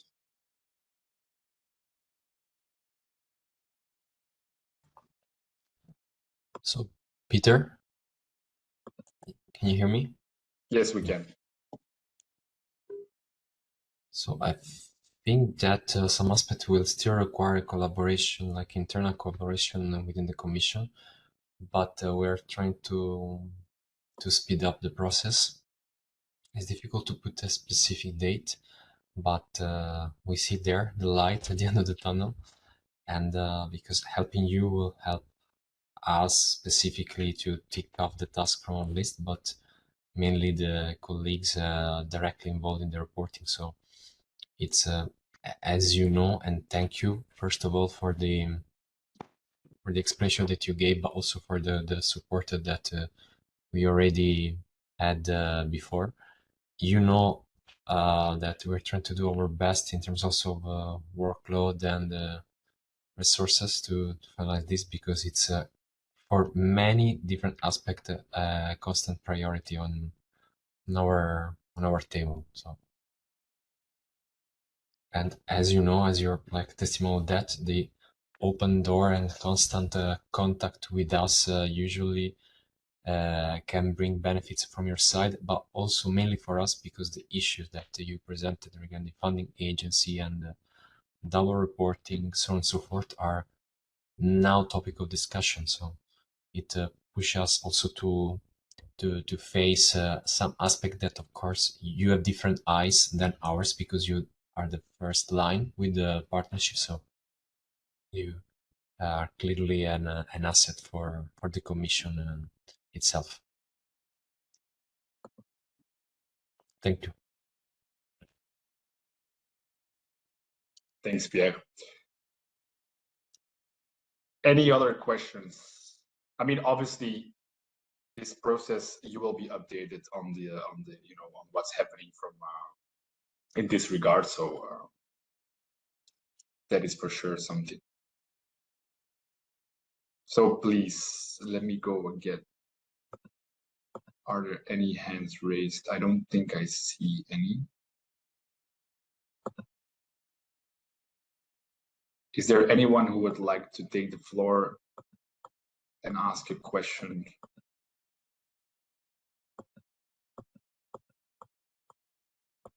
Yes, Miguel, please go ahead. Yes, thank you again. This is Miguel from Energy again. I just thought that when we had the explanation and then a lot of the things that Peter was mentioning is something that we as the KICs as well, when we were doing this really big transition guided by Juraj and how we ended up there, that we also needed to do a lot of pooling of resources.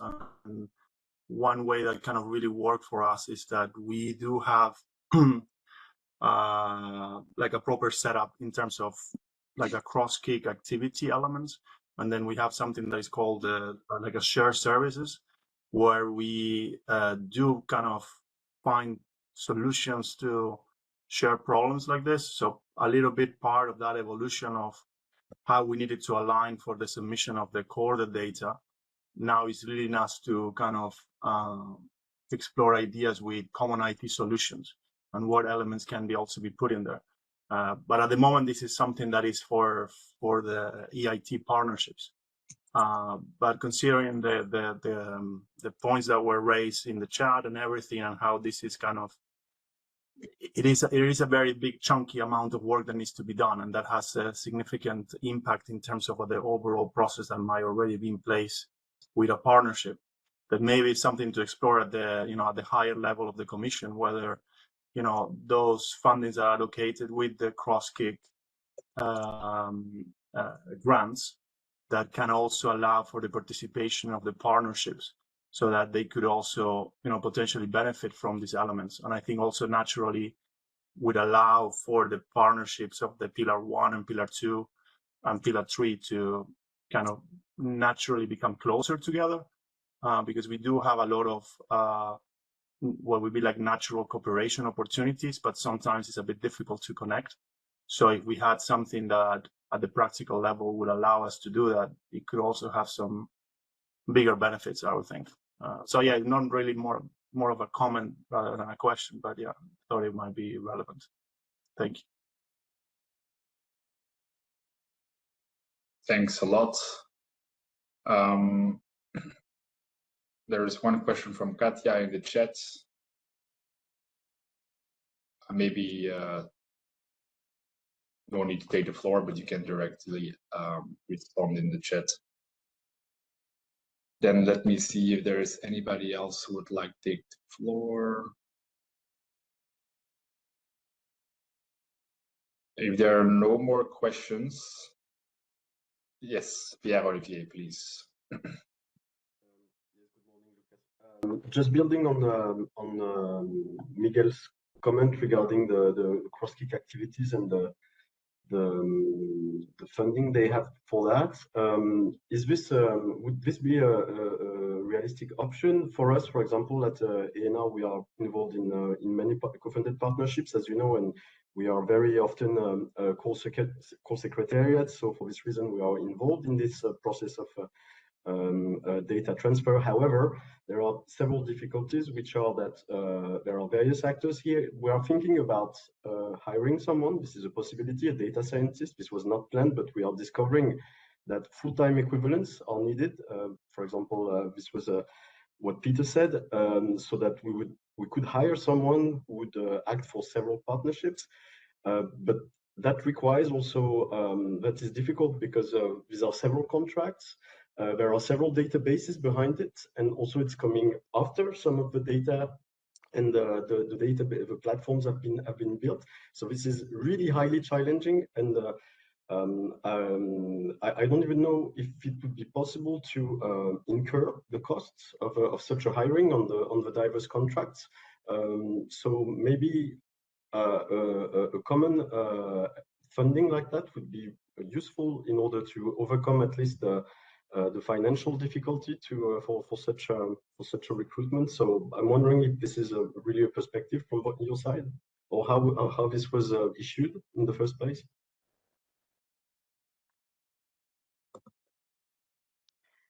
I can maybe comment on that. I mean, again, with the EIT and the KICs, we have a bit of a construction with the EIT serving as an umbrella in a lot of ways that we don't have for co-funded partnerships, of course.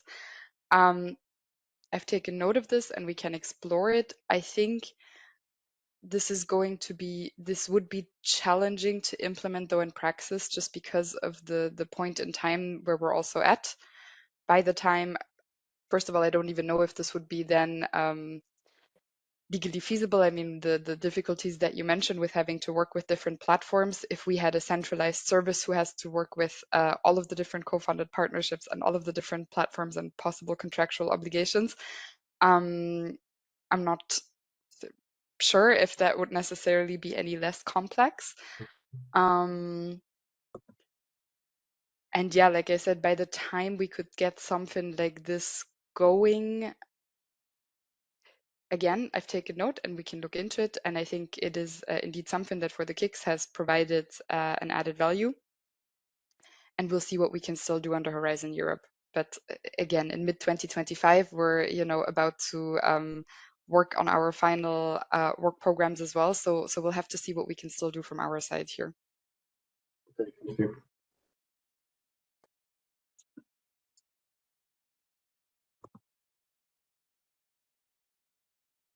Okay, thanks. I have a final look if somebody wants to come in. Yes, I see a comment on FP10 and to improve the situation for FP10, this is indeed what we're working on. So again, everything that we're discussing here today, all of the comments that you're making, we're taking very careful note. And all of the good ideas that have come up, even if some of them may not be feasible or implementable under Horizon Europe anymore, we'll make sure to integrate them into our FP10 considerations from the beginning on, to avoid the situation we're in now in the future.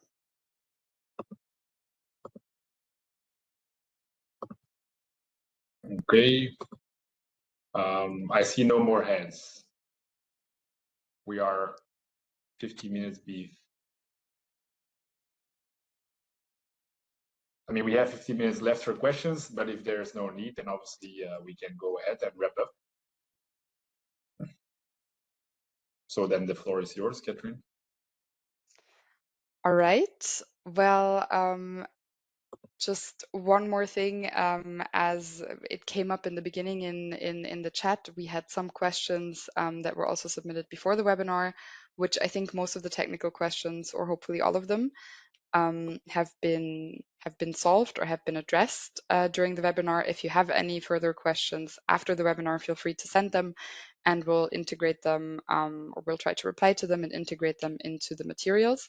But one thing that I wanted to come back to is for co-funded partnerships, the current double reporting that is happening with this data transfer exercise that we've been discussing today, and then the FSTP data reporting obligation through Sigma.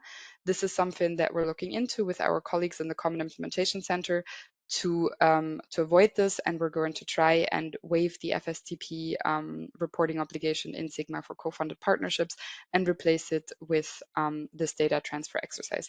So this again is something that we're trying to do to make your lives easier, and we will reach out with a dedicated communication to our executive agencies and the partnerships as soon as we can on this.